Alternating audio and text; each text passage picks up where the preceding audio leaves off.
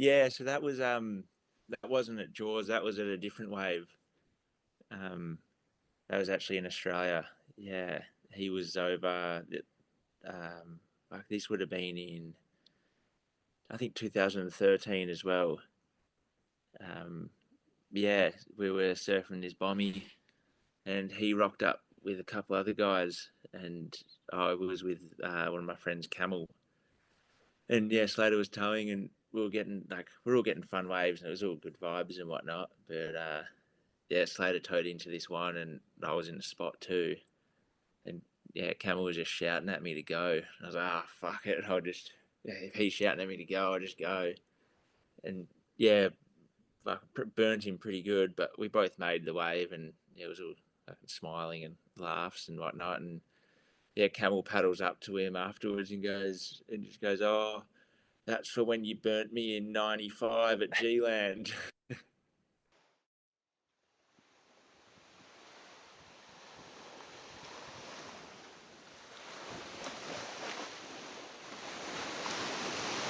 Welcome to Speaking from Water, episode 50. And today we have a straight legend from Western Australia. He's one of the world's greatest big wave surfers, slab surfers. He's been all over the world from Margaret River to Tiapu to Jaws to Mavericks to Mullaghmore in Ireland. And he has a new movie with Cian Salmon called Cold Brew. And we are just so elated and excited to have Zac Haynes on the line. Zac, thank you so much for joining us this evening, our morning here on the East Coast.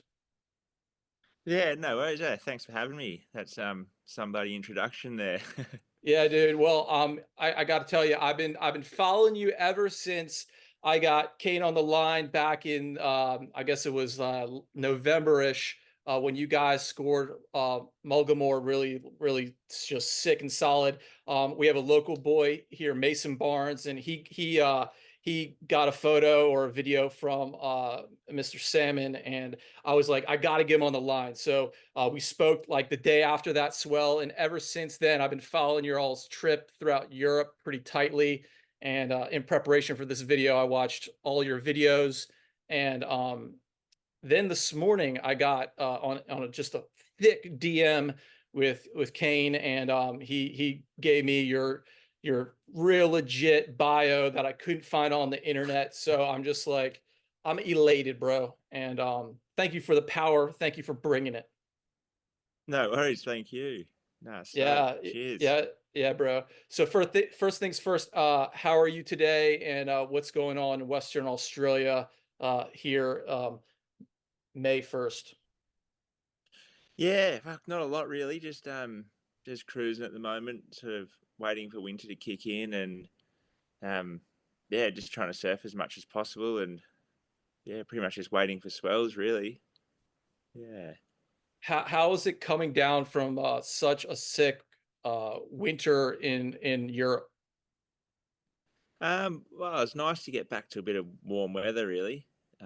When we first got back, there was a bit of a heat wave, so it was yeah, like 50 degrees for nearly 2 weeks or something. So it was pretty hot, and not a lot of waves really coming back here to summer. But yeah, you always get a surf in, and always just grovel around and make the most of whatever's around. Just keep fit and keep surfing. How is that for you, going from the climate you're just born and raised in, it's very warm where you're from, to going to Europe in winter when it's just like wetsuits, booties, hoods, freezing cold? How do you acclimate yourself? Um, I don't know. I kind of enjoy the cold. It's like I guess because we don't really ever need to wear a 6 mil and boots, gloves, and hood here. It's kind of a different adventure almost. Getting to put it all on. It's kind of exciting. Whereas here, you're just surfing in a 3.2 or a 4.3 max, and doesn't really get that cold. So yeah, kind of something different and brings a new sort of excitement to it all. Yeah, sick. So like looking at your footage, it looks like that wasn't your first trip to Europe.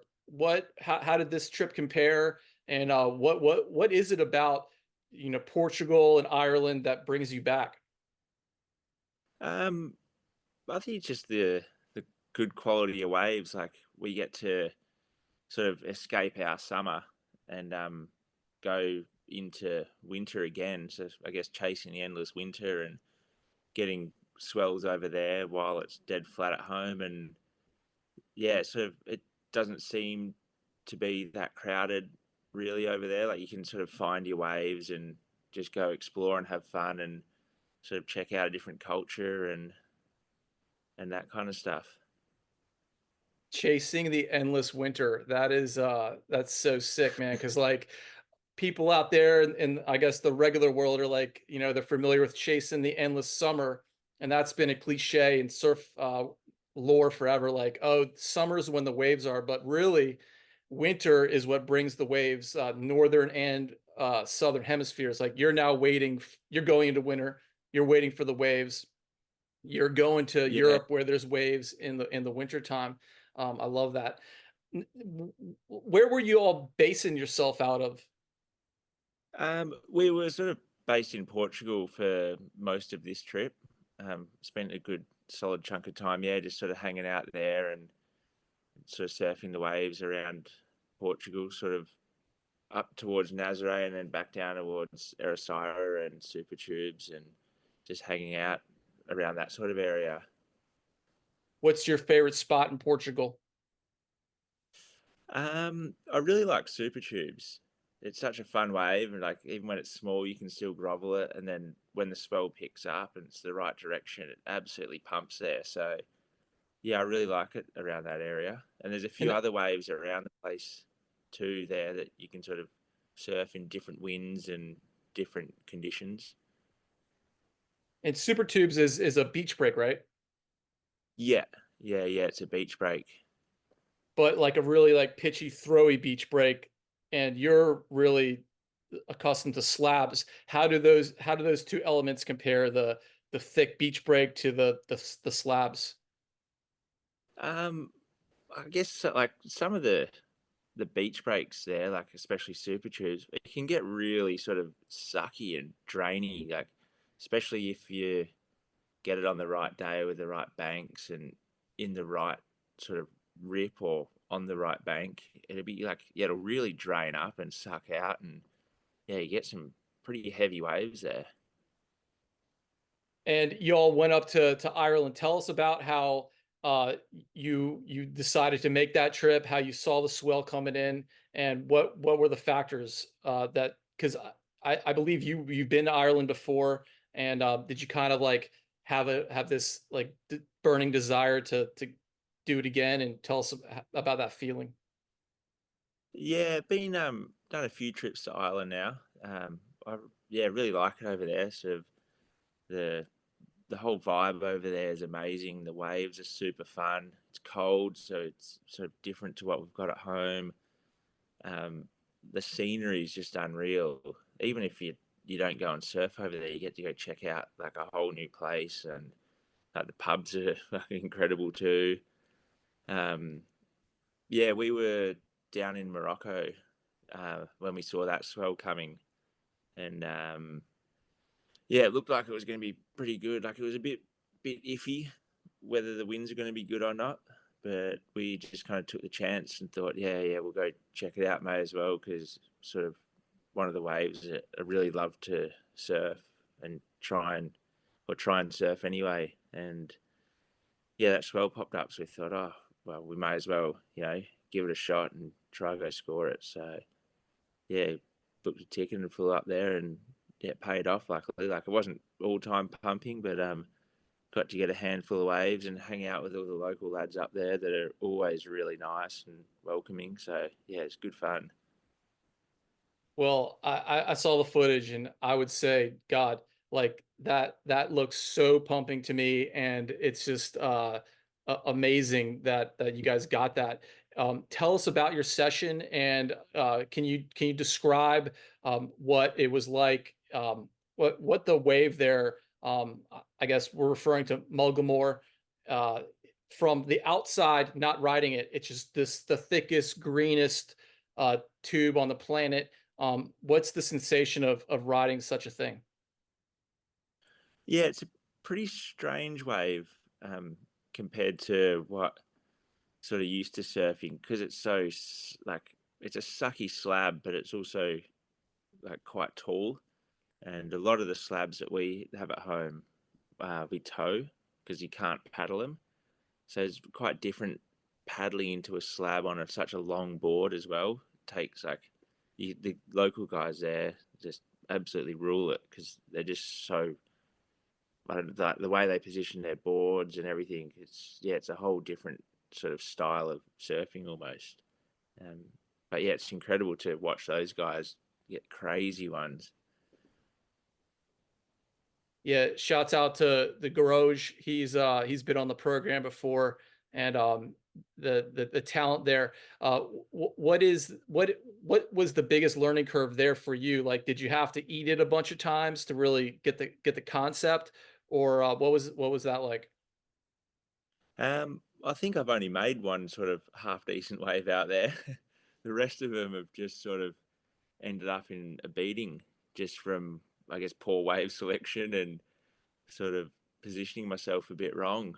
But yeah, the way the wave comes in, bends around, and sort of warps off the reef with steps and boils, and yeah, it's a pretty difficult wave to surf. But I think if you pick the right one, it'll be nice and real nice and clean. I still haven't really managed to pick one of those ones yet, but it just means you got to go back, I guess. Yeah. So when you do just like it pounded and pounded, how do you mentally get back out there? What's your method? Kind of advice do you have for people? Um, I don't know. It's a tough question, I guess. I don't really think about it too much. I sort of like it's kind of to an extent enjoyable getting smoked. Like if you go out and have a session where it's like, wherever it might be, where like at a big slab or something, and you go the whole session without falling, you kind of feel you come in and you kind of like, did I even surf? Like you kind of cheated at it almost. Yeah, like you, I think you got to have a wipeout and a couple beatings and enjoy it as much as you can and sort of make the most of it because that falling on the big ones and coming up and still feeling okay and not injured sort of helps to build your confidence a bit, I think. Would you say that for a guy like you, a true just champion slab surfer, the dopamine rush of eating it is and the joy of that is almost greater than the making of it? um I wouldn't quite say greater than the making of it because when you fall, you're always sort of like, oh fuck, why did I fall? Like, what could have I done better? Like, you sort of a bit bummed at yourself if the wave was perfect and it was because of you that fell.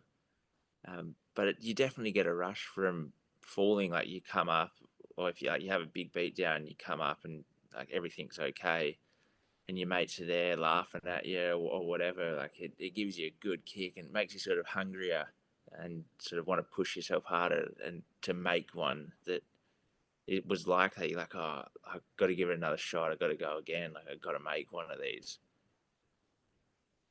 And to people listening out there, they're probably like, how does he do it? How does he get through these big waves? And from my own just experience and knowledge, like there seems to always be a channel at such locations. And can you speak to this natural phenomenon of there being a channel and almost a safety zone at such a just bizarre extreme wave? And how is that? And what kind of refuge as a surfer do you find in the channel?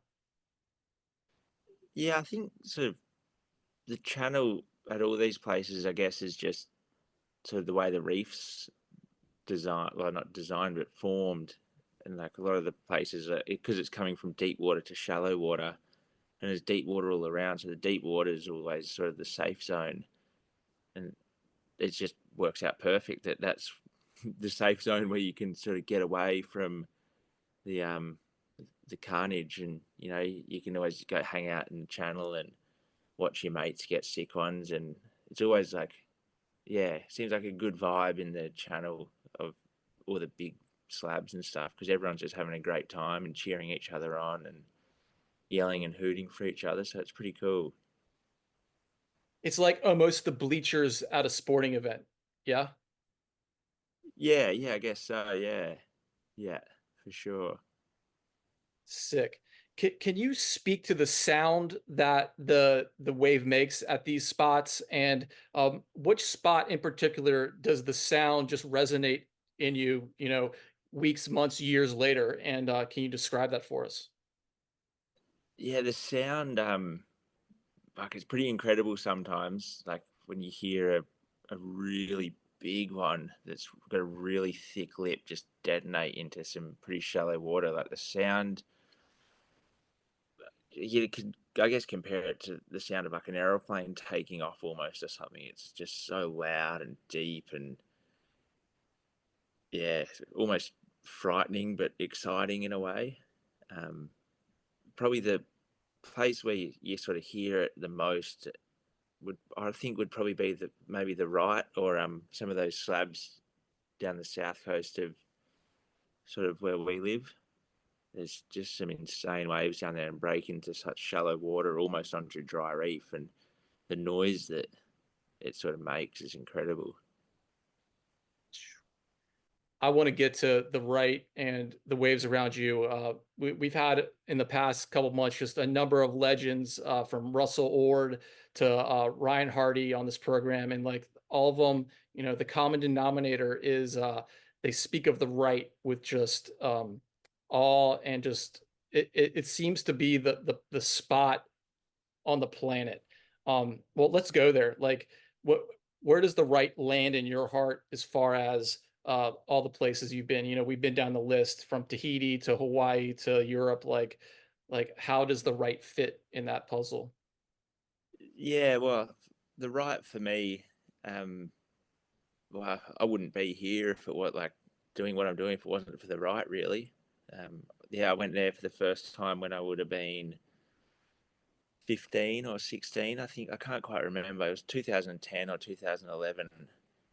I went down there for the first time with Alfie Cater. He took me down. And yeah, rolling up into the channel, seeing that place for the first time was just mind blowing. And ever since that day, I've just been addicted to it. That, like the waves around it, and yeah, the ride itself, it's, yeah, the best thing in the world. You can't. I don't think there's any other better wave. Like it is very unpredictable and it's not perfect. And you get closeouts, and it's by far the heaviest, most violent, and longest hold downs out of everywhere I've surfed. But yeah, I don't think you can beat it. Almost, I haven't seen anywhere that's quite like it yet. I'm sure there is other places out there, but yeah, I haven't seen of them yet. That's incredible, and for it to be your local territory. I mean, you know, live next to it, because from what I understand, it's like a mission to get to. And in my mind, that seems like one of the most hardcore parts of it is if anything goes wrong, you're not close to civilization, really, right? You're out there in the hardcore nature. Yeah, it's not super isolated. Like it's pretty far. Like it's probably there's a couple small towns nearby, um, but yeah, either like wherever you launch a jet ski from, it's sort of half an hour on the jet ski to get there, and then yeah, from there, like the towns aren't too far away, but yeah, it's definitely not just straight out the front of a harbour or something like Mavericks is, or anything like that. So what was that first trip like for you? I'm sure you heard about it, and then can you set the scene for us rolling up on the wave? Maybe it was in the morning, and can you describe the conditions and then how that session went? Yeah, so we rolled up. I think it was actually late afternoon, sort of just as a storm front was passing by. We got out there, and yeah, the wind was sort of just dropping. I still remember it clearly, and rolling up, and it was late afternoon, golden light, giant, and yeah, just seeing these huge things rolling through and just exploding, and I was just sitting there going, "Whoa, this is pretty wild! Like this is the real deal." If you're gonna, if you want to do it, you got to fucking just man up and do it. And being, yeah, would have been 15 or 16, and got a couple sort of smaller insiders that sort of just got the bug going. Were you towing?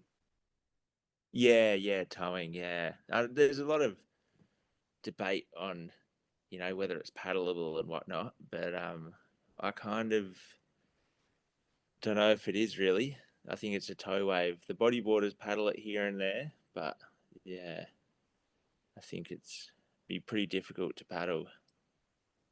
I've read you have a fond liking for bodyboarders and bodyboard culture. Can you describe, coming from being a surfer as you are, the respect that you give bodyboarders and why?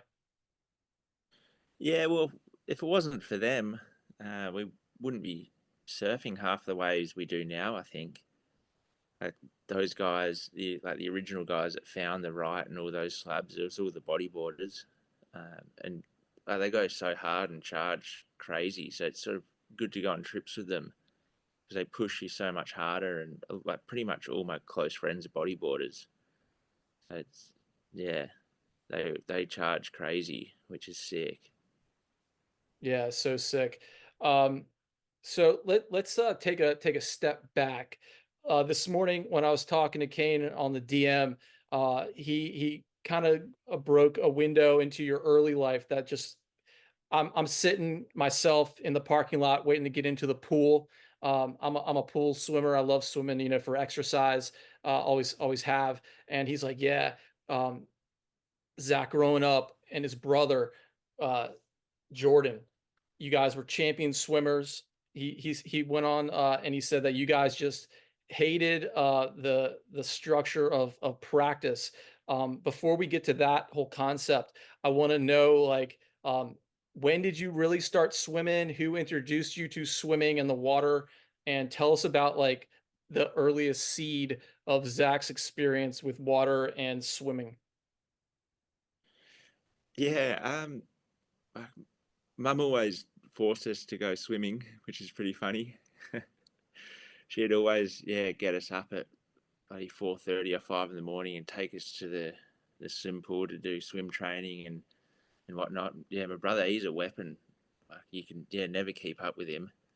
He's real fast, always super athletic, and good in the water. But yeah, we sort of always just sort of forced into going swimming, but it's probably paid off now because it's a great thing really. And what ages were that? Were you there? And what was like your swimming career span? And then what stroke were you really good at that time? Um, well, probably but probably pretty young, I guess. Uh, maybe from I don't, real young. I guess it'd be hard to say. Maybe like 6 all the way up to probably 13 or so, 14 maybe, and then it's like I'd rather just go surfing early in the morning than going to the swimming pool. Um, but yeah, it was all a mix of strokes. I guess probably the best one was freestyle, just because it's the easiest. When would you say you like peaked, I guess, as in your swimming career and what were you doing? Were you doing like meets? Yeah, would do meets and that kind of stuff. I get like swimming competitions and stuff. Um, Probably that was very when we probably 12, 10, that kind of age, maybe a little bit older. Yeah, so did a few of them and whatnot, and my brother was always winning all of them, which is pretty cool. Yeah. So how much older is he? He's 2 years older than me. And did he stick with it or did he drop off too? Yeah, he dropped off too. Yeah, but no, he surfs heaps as well, and he bodyboarded a lot back in the day too. So And during this time, like in Australia, the youth lifeguarding, nippers you call it, did you get into that yeah, at that same period? Yeah, we were both doing heaps of that when we were real young as well, which is a really good thing because they teach you a lot about sort of the basics about the ocean and rips and where to swim, how to read currents and rips and just general stuff about the ocean, which is pretty cool to learn at a young age. And then was that really like fundamental in developing you as a surfer, would you say? I'd say so, yeah, just because you're sort of down the beach sort of most afternoons or especially on Sundays doing all their little like training things and sort of getting taught just the different things about the beaches and all that kind of stuff from being really little. So yeah, it's always a good sort of thing to do. Kane said Rockwell Beach was your first like home break, and this is at City Beach. Can you tell us about that beach? Tell us about some memories you have of it, and how it kind of developed you as a waterman. Yeah, it's actually it's a pretty bad beach. It doesn't really ever get good.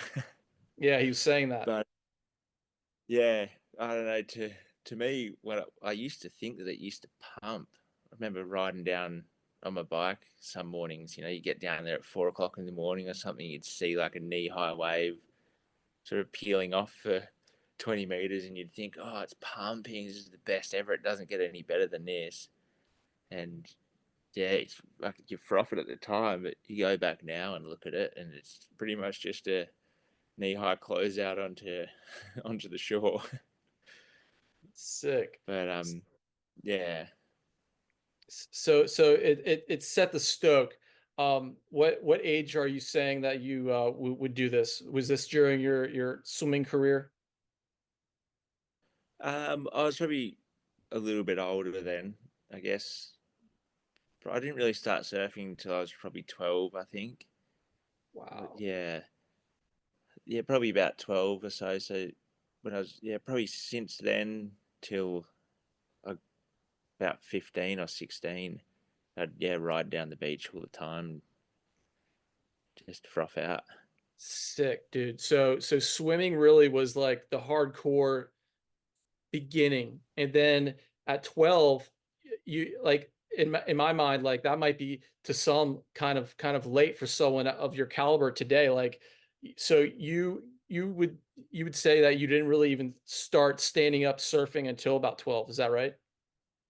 Yeah, or maybe a little bit younger, maybe about 10 or so. Like, yeah, was always into it. Would always go down the beach and hang out and play around on bodyboards and whatnot. But yeah, I don't think I really started till, maybe, yeah, 12. Between 10 and 12, I think, yeah. Do you remember that first wave that you actually like rode the line and weren't on the whitewater? And can you tell us about it? Um, I, I can't really remember it. I don't know. It might have just been a whitewater, the one I can remember, but I can just remember just frothing, just always being down the beach and having a good time. So there's not really any one first wave that stands out. It's just having fun and playing around at the beach, really. What was the surf culture in your area at that time? Did you have any mentors that you looked up to, or was it just like the pure nature of the surfing that you found inspiring? Yeah, there was a board riders club at City Beach where we grew up. So that was it was always cool. There was always the older guys that were ripping, and they'd have comps every so often, and everyone would hang out and be down the beach like every afternoon, surfing and hanging out all arvo. So yeah, it's a good culture there, and we'd all have fun and surf all the time. So yeah, it was a pretty cool spot to grow up and sort of get into it.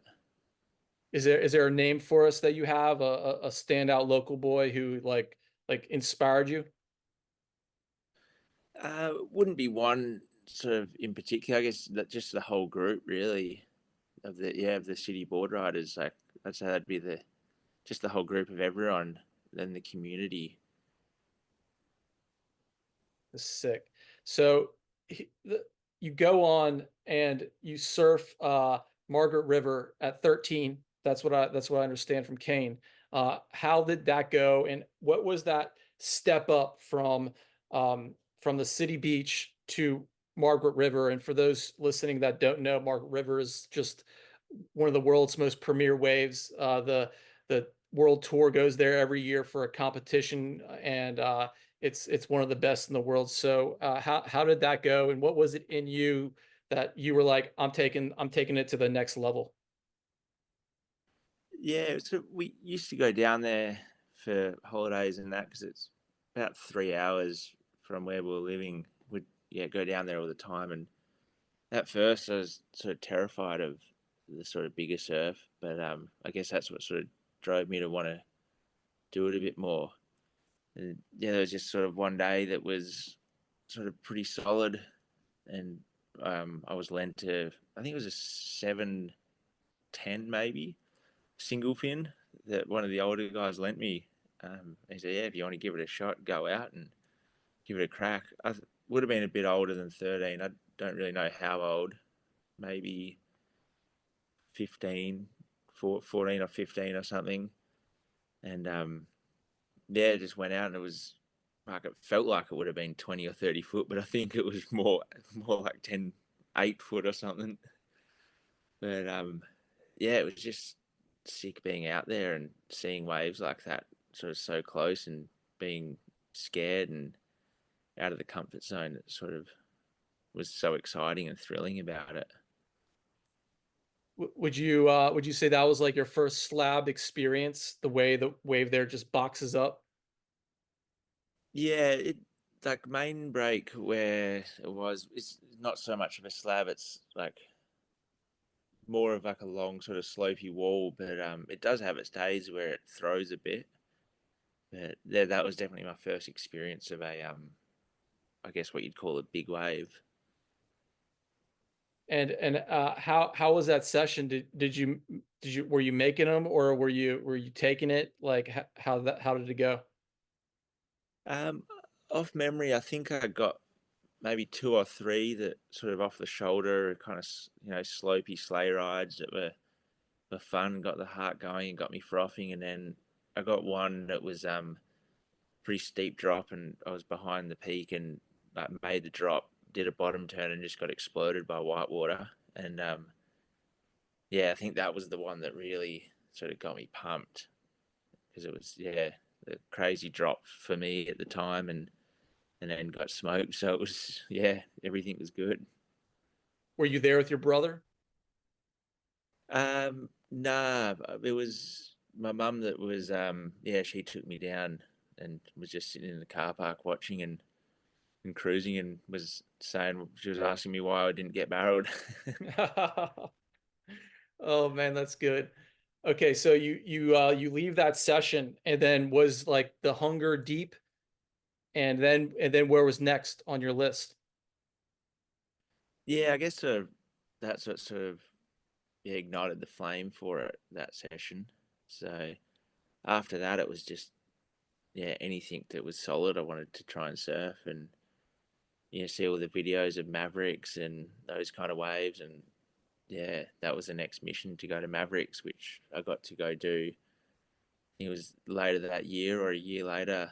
Um, the old girl took me over there and posted up for a while, and got to have a couple of sessions out at Mavericks, which was sick, and that was wild.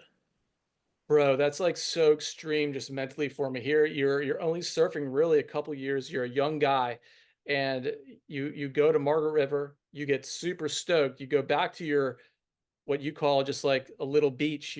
Like that's not crazy. How did you decide, like, I'm going to Mavericks, and how did you convince your mom to make the trip? Because that's a big trip from Western Australia. And what were your resources as far as boards? And tell us about that. Yeah, I guess just watched heaps of videos on YouTube from of Mavericks. The power lines guys would just always have the sickest videos of Mavericks. So I watched every single one of them about 10 times. It was just like, fuck, I got to go surf this wave. This is sick. Like, this is the place.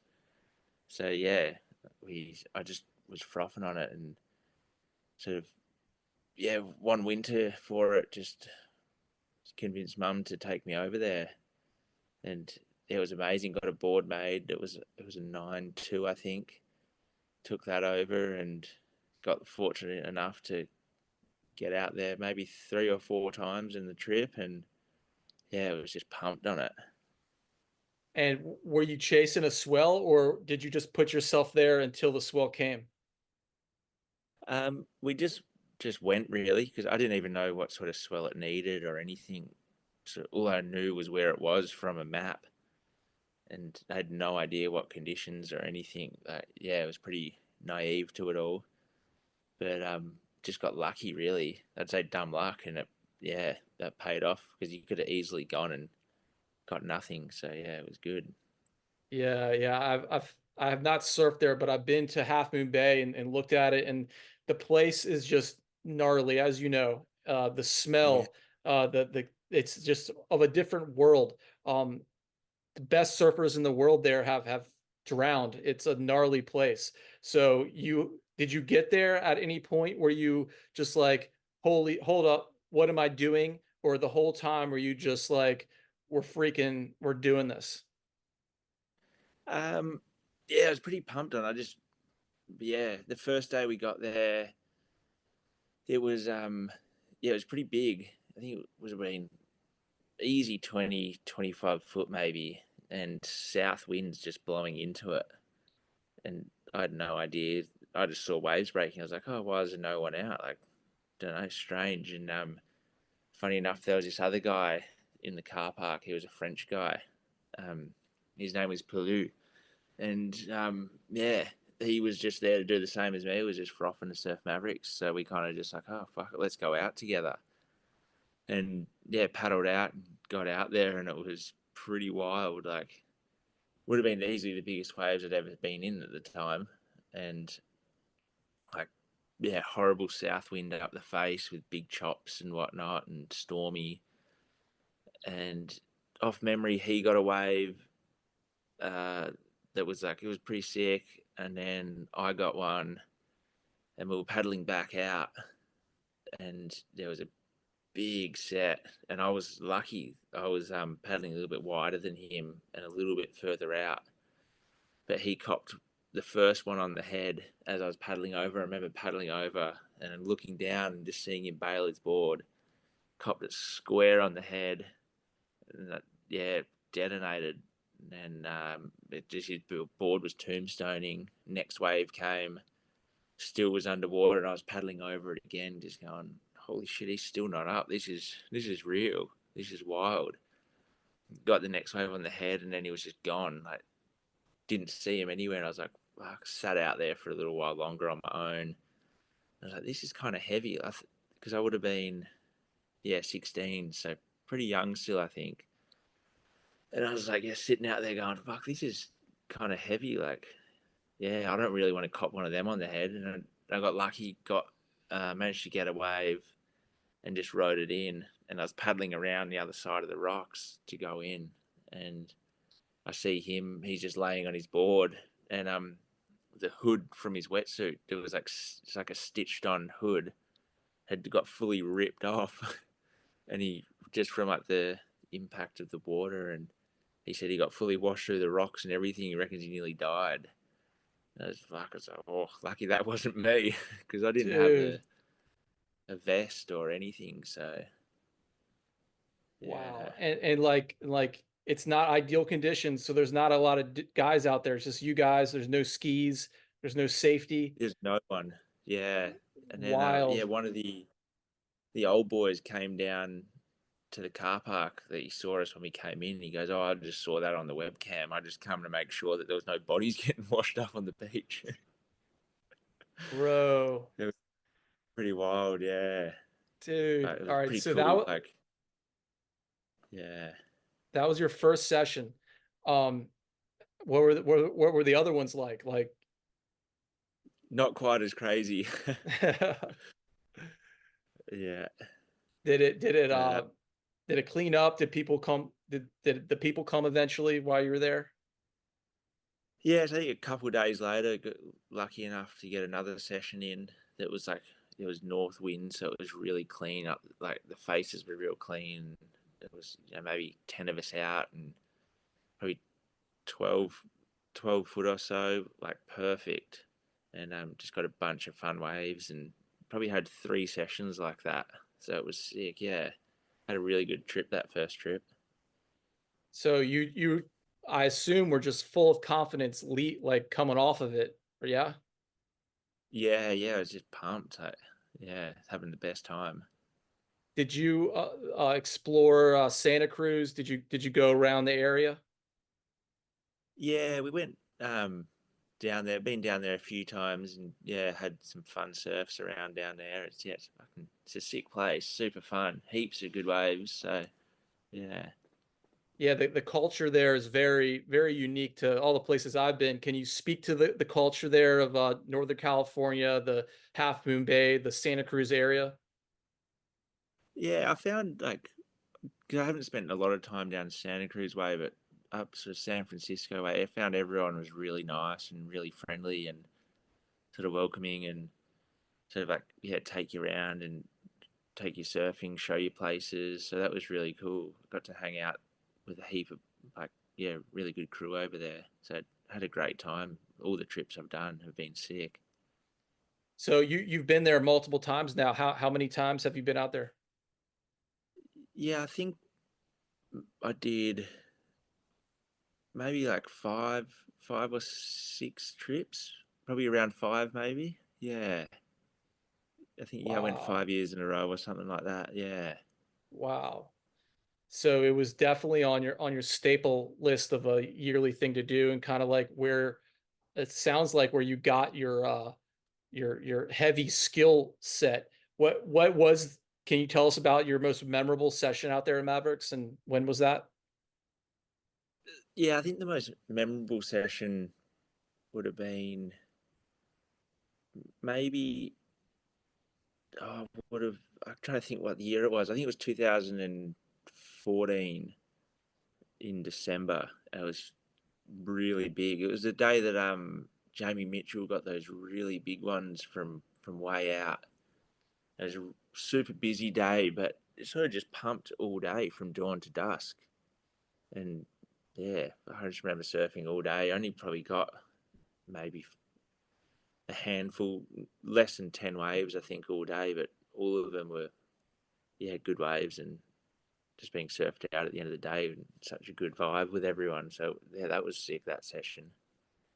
So like contrasting that first session where it's just you and the Frenchman to the premiere session where there's just the conditions are great, but there's lots and lots of people. How do you handle yourself in the lineup to get your waves, and what's kind of your philosophy going into it? Um, yeah, I guess when it's a busy lineup, you just gotta sort of wait your turn in a sort of, to as much as you can, because it's so busy. People are just paddling around you all the time too. So if you see a wave that you want and you've been waiting a while, like, you just put your head down, you go, and if everyone can see that you're going, and you made that sort of action early, you usually will probably get the wave. Um, but yeah, these days I try to surf with the least amount of people possible. So I try and avoid places like Mavericks and Jaws and stuff. Yeah, just because they're always so busy, and I much prefer just to surf on my own, just with my friends out. So we're pretty lucky here in WA that we can do that. Um, Physically, can you speak to that difference between the big waves such as Mavericks or Jaws, which you've also surfed, and even Nazare, as far as like the size compared to these slabs that you get into? And a person from the outside might think, oh, the bigger the wave, the more hardcore. But the more I dial down to this and speak to people like you, the slabs just seem so much gnarlier. And from your position, someone who's been in both all over the world, can you contrast those two physical elements for us? Yeah, well, I guess like the biggest contrast would be a wave like the right compared to Nazare. and they're so different. Like I guess you're towing both of them. They're both big waves. They're both got a lot of power in them, but to surf them, it's actually so different. Like we had a session out at Nazare is the end of December. And I started towing into a couple and just struggling. Like I could barely hold a rail, just like survival stance down the whole wave, just going, holy fuck, this is so hard. I don't know how these guys do it when it's 80 foot, because it probably would have only been 20 or 30 foot or something. But then you go to a wave like the right, it's completely different sort of surfing, like different lines you take, where you position yourself, like letting go of the rope, and the length of the wave too. Like Nazare, you're surfing for ages, and then you got to worry about when you kick out, copping waves on the head, getting washed to the beach, and all that kind of stuff. Whereas the right, you sort of kick out and you're in the channel right there, and you can just chill. Your buddies are right there in the channel, and you can just watch the next couple of waves if you want, and sort of just hang out. It just like the intensity is the same, but in a different way. Yeah, it's hard to explain, but they're very different. Great job explaining it for us. Let's go back to like this trajectory you were on coming off of Mavericks. From there, you go home, and then what was next on your list? I believe you went to Jaws pretty soon after that. Is that correct? Yeah, I think it was possibly the next year. Yeah, I went to spent a couple of months in Hawaii and got lucky enough to go to Jaws. I didn't score it like massive, but it was yeah, pretty big still, and yeah, got a handful of waves, so it was super fun. Well, Kane said that you were very prepared for Zach to be understated on calling his waves, and I get this message, because if you're out of Jaws, and from what I heard, like, I'm sure it was working pretty solid. Um, like, before we go there though, what was it about Hawaii in particular that got in you, that you were like, I got to get there next? Yeah, I guess it's sort of that, like the proving ground. I guess like everyone sort of calls it, sort of where big wave surfing originated from, really. And you sort of the epicenter of the surfing world, kind of. So I guess anyone that sort of, you know, wants to or has ever tried to be anything in surfing has gone to Hawaii to, try and prove something, and show that that they exist in the surf world. So it was kind of like, you got to go to Hawaii at some point in your life, and you got to go to the North Shore and paddle out at pipe, and that kind of stuff. Yeah, paddled out at pipe, and I don't think I ever caught a wave out there because it's so busy. But still had a great time the year that I went surfed. Yeah, once I realised that I was never going to get the wave I want at pipe, it was just go to sunset and surf that, and to be a handful of people out, and you'd be having the best time at 8 foot sunset and surfing Waimea and body surfing the shore break, and that it's so fun over there if you can just sort of accept that you're not going to get that crazy one at pipe and just go surf elsewhere. Yeah, I too have been lucky enough to make it to Hawaii a bunch of times, and it's every single trip out of control. And the thing that strikes me most is that drive from the airport over the hill to the North Shore.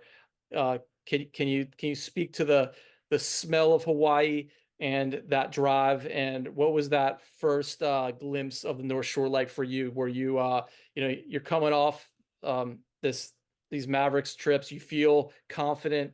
Was there a moment where your confidence was questioned, and how was that first journey? Yeah, sort of. I found Hawaii quite intimidating, really. Just there being that many sort of people, just so condensed into such a small area of surfing. But it's incredible too, the amount of good waves there are in such a small zone. Like it's no wonder they call it the 7 Mile Miracle, because it is really. There's so many amazing waves so close to each other, and that's why everyone goes there, I guess.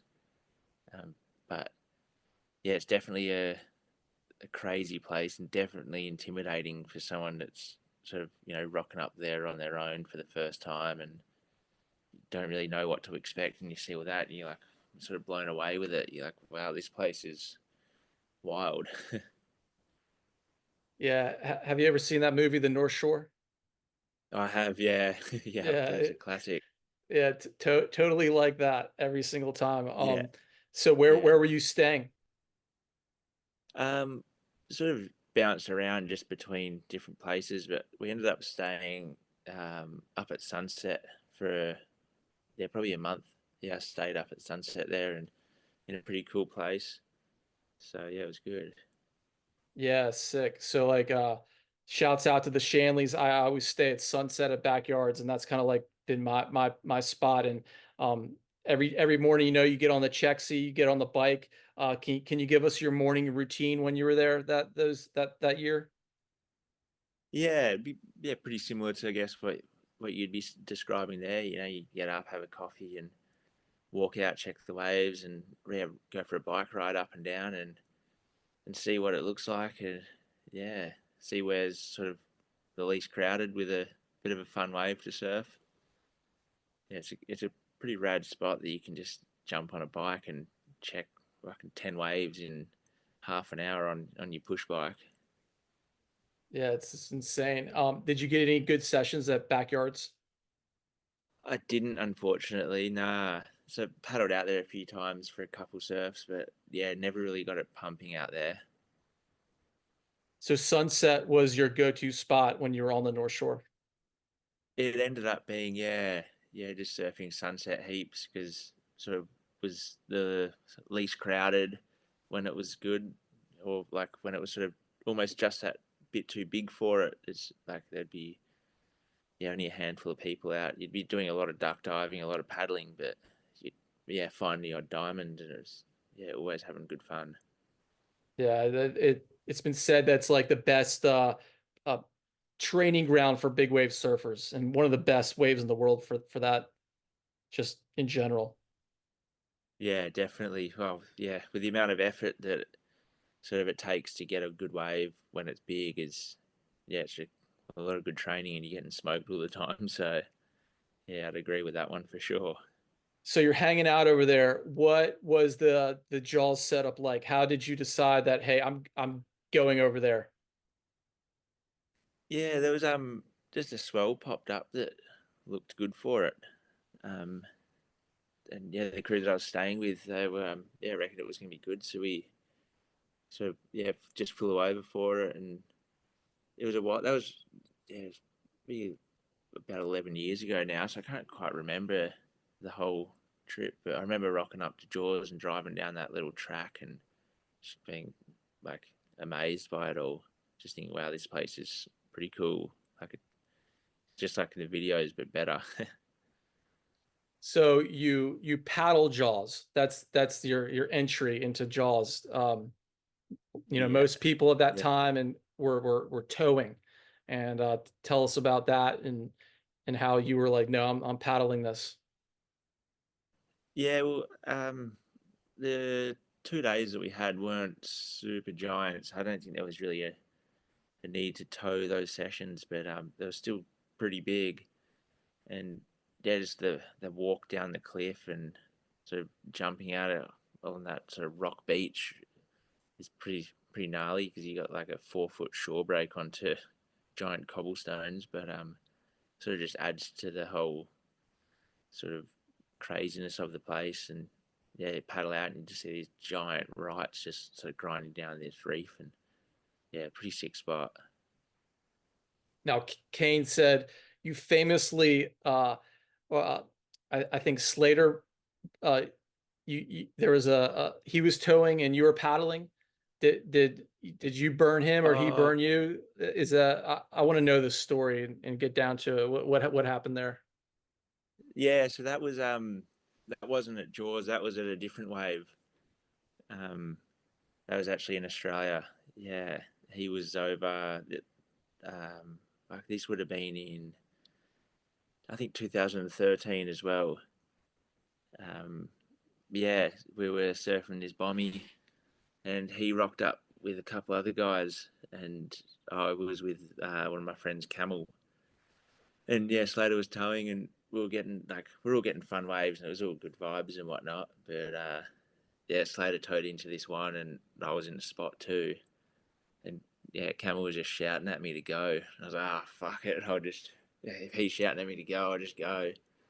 And yeah, like burnt him pretty good, but we both made the wave, and yeah, it was all fucking smiling and laughs and whatnot. And yeah, Camel paddles up to him afterwards and just goes, oh, that's for when you burnt me in '95 at G-Land.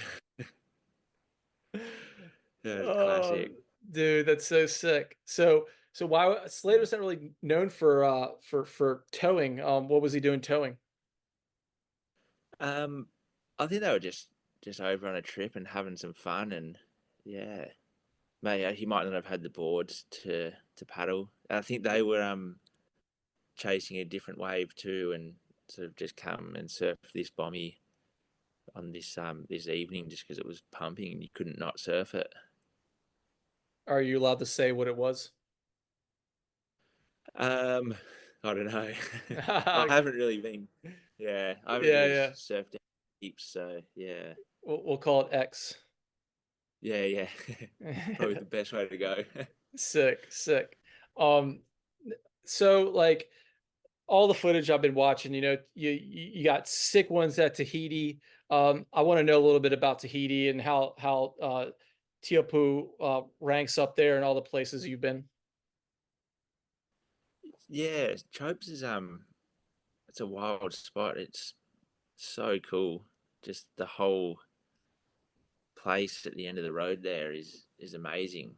That the village and the reef and the wave itself, like yeah, it's next level. You just paddle out the lagoon there, and you paddle all the way around and into the lineup, and it's insane to think that, like people watched it from the beach and just thought, oh, let's go check it out and see what it is, and there's that crazy wave right there.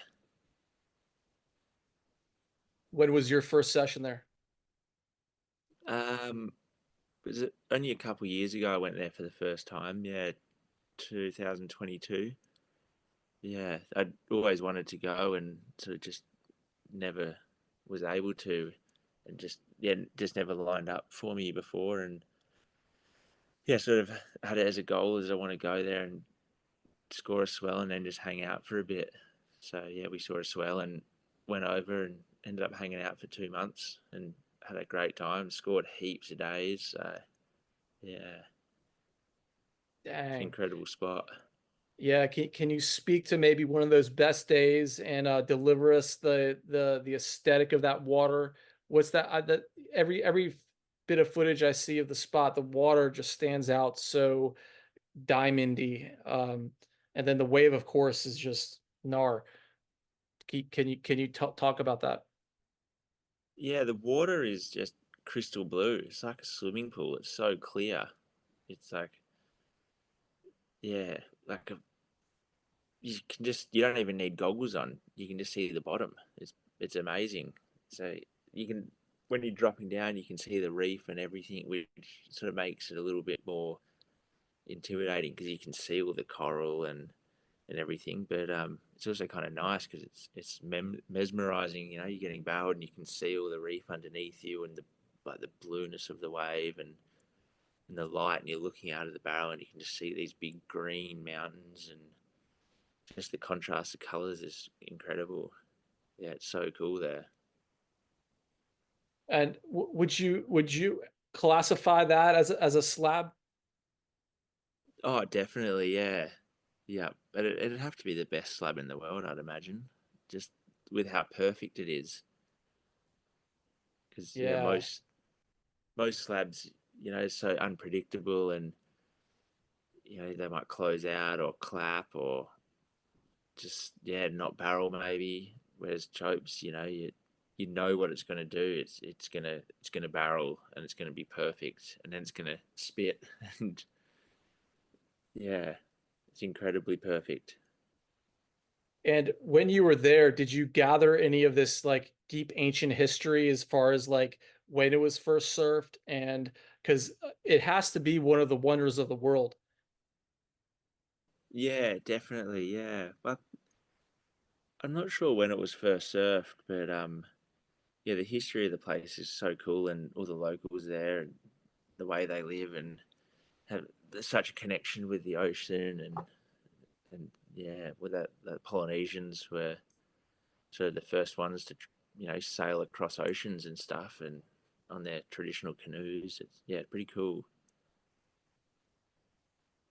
Um, and speak to the that trip as far as the culture goes on the island off the waves, and how did that rank as far as just the journey of the being a surfer there? Yeah, all the locals are just yeah so chilled and relaxed, and sort of just live a good like island life, I guess. Yeah, everything's on island time, which is cool. Sort of fishing heaps, and you go down to the marina, and there's like yeah amazing fish there, tuna and everything that they've gone out and caught, and you can live pretty cheap over there too. You just get some rice and fish, coconuts, and yeah, it doesn't have to be a crazy expensive holiday. You can do it pretty cheap too, and yeah, everyone's super kind and welcoming over there as well. So like people listening that don't know your history, don't know you, like they don't also understand that you're not like a millionaire. You're not someone who has just like sponsors funneling them money. You work, you're a hustler, and you then go and do these amazing things from the money you make. And I know you've done all sorts of things. You're you're known for also being a boat captain. One of the most interesting things I read on your list of things that you've done outside of surfing is pearl hunting. Can you speak to pearl hunting, how you got into that, and what is it all about? Yeah, so well, the pearls, I wouldn't really call it hunting so much. um, we would, yeah, that was with my brother actually. We were just working on a pearl farm. It's pretty cool how they sort of farm them and stuff. But yeah, we were just working on that farm and sort of yeah cruising together on that one, which is cool. You get to see all these cool pearls and these crazy expensive ones, and yeah, learn about pearls, which is they're pretty incredible things. But it was all also a pretty shit job too. But Well, yeah, what is a pearl farm? And how does that work? yes, they just got like the oysters. They have them in these like panels that are suspended from a floating line on the surface, and they might have. I think this one farm that we were on in particular, I think there was about a million oysters on it. So there's a lot. Yeah, like in these panels are sort of about like well a bit bigger, but yeah, that big by sort of yeah that, and they've got about eight shells in them, and yeah they seed them with a seed pearl, and then yeah the pearl grows around that, and yeah they can get pretty expensive. Interesting. So they actually have to put something a seed pearl in there and then it grows. So it's not Yeah. naturally in there. No, like it can be natural, but then they're usually not perfect and round and stuff. Like they'll, yeah, so they put like a seed in there, and it, yeah, then grows back to be really nice and perfect and round without any imperfections and stuff. That's incredible. So Yeah. there's so many bizarre things going on in my mind regarding this because a pearl. You heard pure pearl necklaces. They go for a lot of money. People wear them as jewelry, but they come from the ocean in a shellfish. Um, Yeah. when you're hunt or when you're collecting them, um, how do you know when you discover one that's just like a mind blower? What's the aesthetic of that? Um, well, you can a lot of them you can sort of see that they're yeah, not really that, like if they're not that good, you can kind of tell they just kind of don't look real nice. But if you get a really good one, you look at it, you can kind of just tell that it just looks amazing. Like it looks perfect, and yeah, it doesn't look like flat and milky or anything. It's like nice and glossy, and yeah, sort of you just see it and you just kind of like, oh yeah, that looks expensive. So what's the nature of that job? Do you what do you do? um, like our job on that one was we are pretty much just cleaning shells and yeah, just real shit kicking on that, just busting barnacles off of the ropes and off the shells, and yeah, collecting the pearls that fall out of the dead ones and that stuff. Yeah, not very glamorous, but Do you do just that wanted to. underwater or on a dock? No, that's it's on a boat. Yeah, yeah, so yeah, above the Wild. water.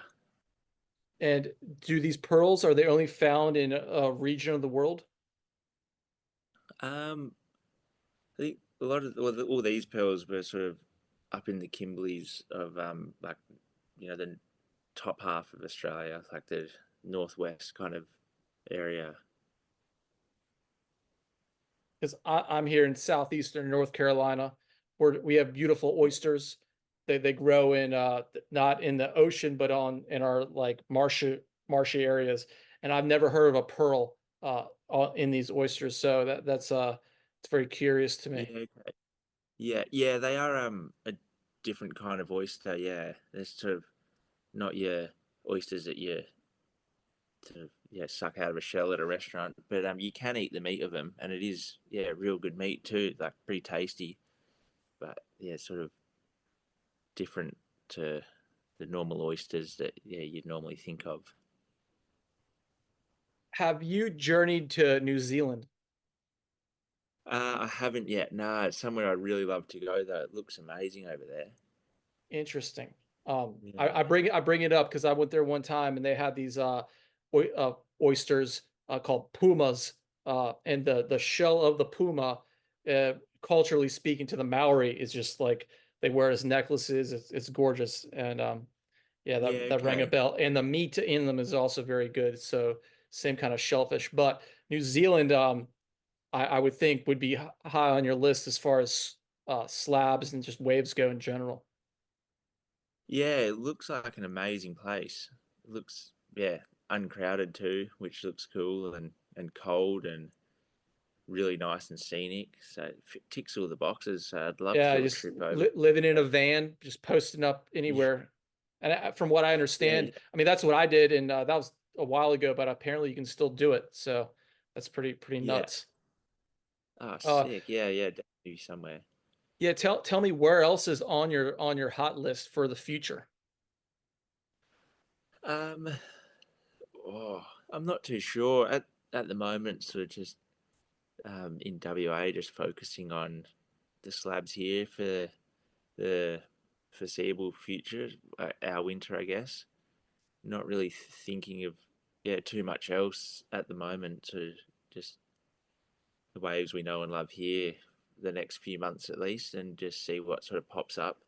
If yeah, if there's something that pops up in Fiji or something like that, yeah, would love to go, but just keeping it low key at home at the moment. Uh, Fiji, has that been a place you've done? Yeah, I've been a Cloudbreak a couple times, and yeah, that's a really good wave. It's got to be one of the best waves in the world as well. Wow. Can you bring us there to Cloudbreak? Yeah, it's a pretty wild spot because you're just surfing out in the middle of the ocean almost. Like you're so far from land. Like although Tavarua and Namotu are right there, it's still a 10-minute boat ride. So you ride out just off the back of a reef pass, and off the back of the reef, the water goes down to 1,000 meters deep or something. So you're really out there, and it's got a lot of power because it's so deep, and the swell just comes in and unloads and grinds down that reef, and it's such an incredible wave. From the footage, it looks beautiful. It looks makeable. The slabs that you go to just look gnar and heavy. Like, is this more of a playful place for you, or is there a gnarliness that I'm missing? Oh, that's still definitely gnarly, yeah, for sure. Because it's so heavy still. It's like, I wouldn't really call it a slab, but it's just as hollow, and it's just long and just doesn't stop. Like, a slab will, break and then be over and let you out, whereas a cloud break just keeps on grinding and keeps on going. And yeah, sort of like an endless slab almost in a way. So your legs, I'm sure, are just like you gotta be they gotta be cooked. Yeah. Yeah, you got to have the stamina for sure. Yeah. Let's go there next if we can real quick. Like, what's your do you have a training regimen? Do you have like a plan when you're not surfing to stay fit? Um, I don't really have a proper training sort of schedule, I guess, or anything like that. It's sort of just surf heaps. I try to surf every day, and if I'm not surfing, fishing or something. So just always keeping active, really, just doing something. Yeah, So surfing is your main training. That's what is your daily surfing schedule looking like? Like what's your where do you go, and what board are you taking, and um what are these daily conditions like? We've been talking a lot about like your most epic points, but I'm sure the majority of the waves you surf are I guess training grounds. yeah. So I guess sort of everyday waves, just be your standard beaches and sort of fun reef breaks that I just be riding my 20 at, and I pretty much ride my 20 all the time until it's too big for it. So 6 foot, I guess. Yeah. So yeah, probably most days I just get up and check the waves, and if there's a surfable wave, I'll surf. Even if it's 2 foot and onshore, I'll just try and surf just to get in the water and have a bit of fun. And if the waves are pumping, I'll surf all day, or 2 or 3 times. Yeah. So you guys have like real consistent waves where you are. Is that right? Um. Oh, not super consistent. Like, there's always a wave, but it's not always good. A lot of the time, it's pretty bad. But you can But stand up and ride most days. yeah, some of those days it's on a longboard with no fins in, just because it's ankle high and onshore, but you're just trying to get in for a surf anyway. But Do you ever hit a foamy? yeah, I'll surf a foamy. Yeah, for sure. I'll pretty much surf anything. Yeah, I'll ride a door if I had to. Hell yeah, dude. So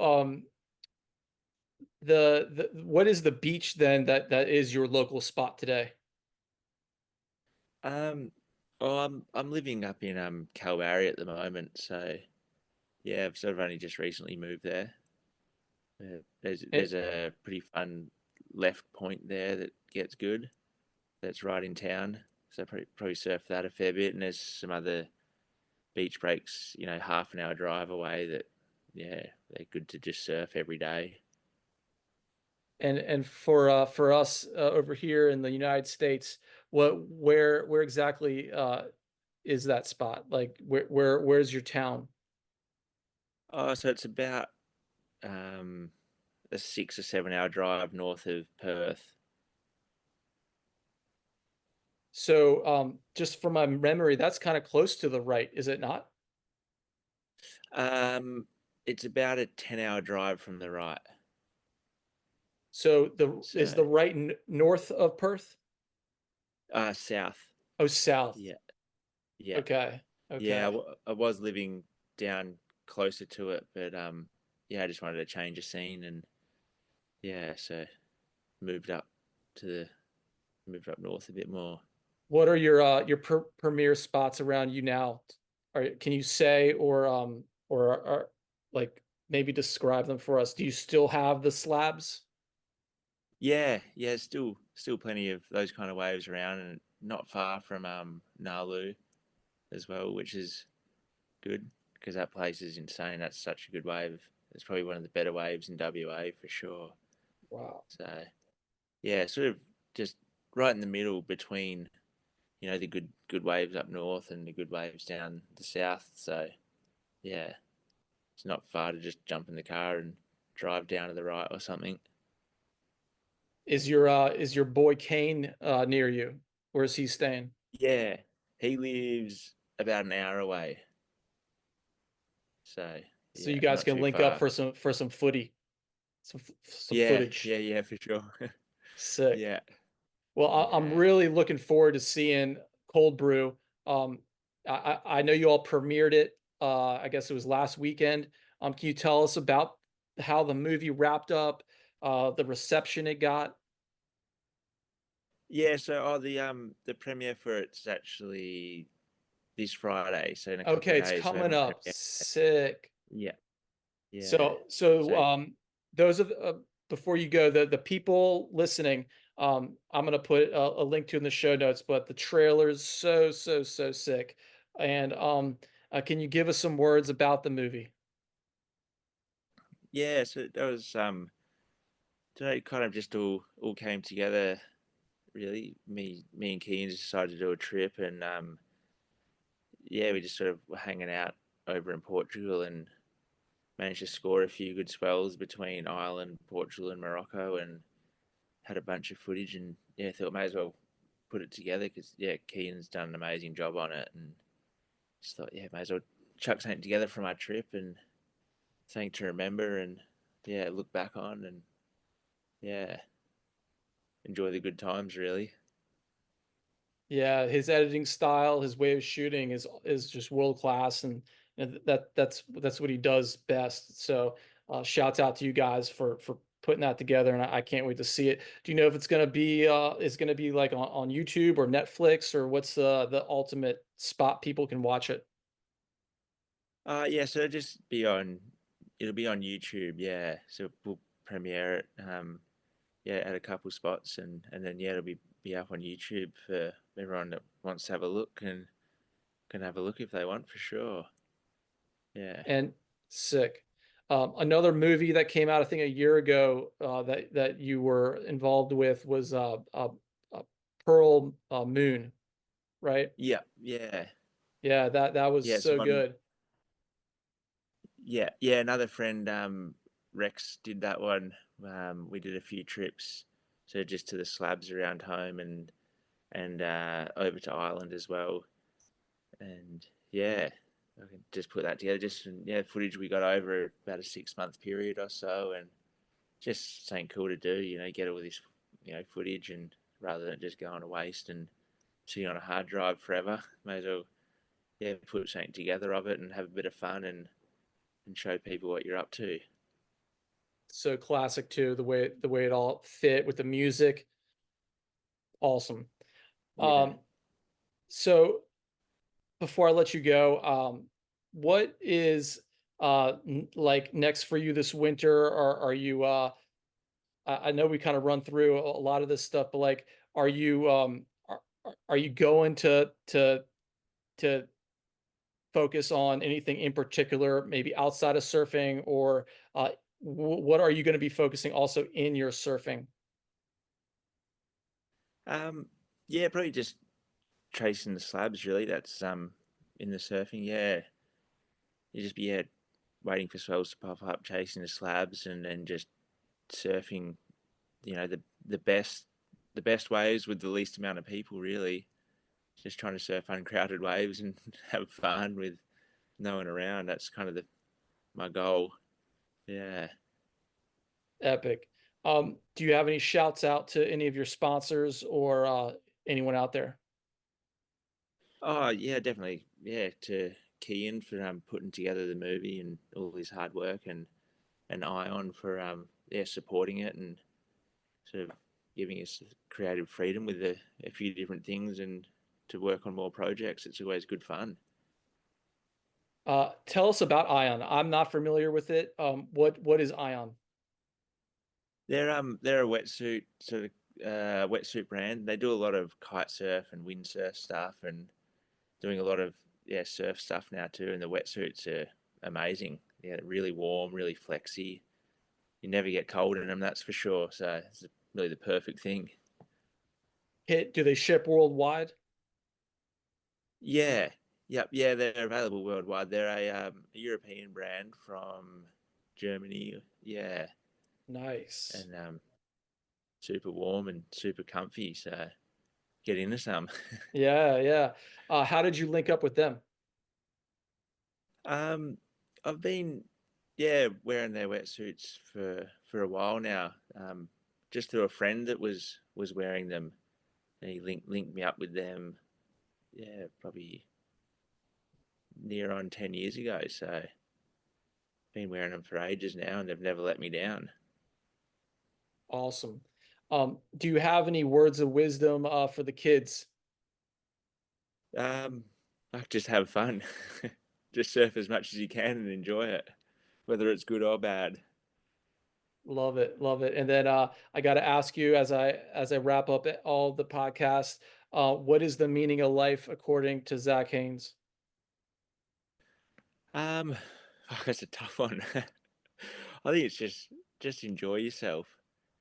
Um, yeah, meaning of life. I think yeah, as long as you're having fun and enjoying yourself and just do whatever makes you happy, I guess. Epic. Zac, thank you for Yeah, joining us. And audience, thank you for listening. This has been episode 50, and it's been a monumental episode. Zac has just delivered a, a breadth of knowledge that we could really get nowhere else. If you've enjoyed this episode, write us a comment, smash that like button. Hit us up on Apple Podcasts. We're on YouTube, all the media out there. And Zac, thank you again for coming in and sharing your time this evening. no worries. Yeah, thank you very much for having us on, Sean. It's been a pleasure. Thank you. I wish you good luck and take care. Peace. Likewise. Cheers. Have a good one. Cheers. Zac, thank you, dude. Very, very much, man. No That worries. was, yeah, so just like champion. No, no worries at all. Thank you very much. Yeah, Cheers. yeah. And a PS, like, uh, Cian said that you guys got into lifeguarding together, and I forgot to hit on Yeah. that note. How did the lifeguarding like deliver you to the place you are today? I guess it was just like a bit of a stepping stone, sort of with jobs and that kind of thing. Introduced me to well, to Cian and stuff, and yeah, it gives you a lot of good knowledge though for sort of surfing and first aid and CPR if you ever have to use it. But yeah, pretty cool job to do for a little bit. And thank you very much for that extra. Kids out there, if you're looking for a summer job, it's going to be going into summer here in the United States. Go to your local beach, try out, and see how you stand physically. I guarantee it's going to be a positive thing for you. And that is it. Definitely. Peace. Okay, for real. I had to get that one in there. No worries. No, sounds Yeah, good. yeah, dude. And I'll be continuing to follow you, and I'll probably release this next week, and maybe Yeah. we can do a part two next. Whenever's good. Yeah, definitely. Sounds good for sure. No, thank you very much for having us on. Yeah, Zac. Have a good night. You too. Cheers. Have a good day. Later, bro. See ya. Bye.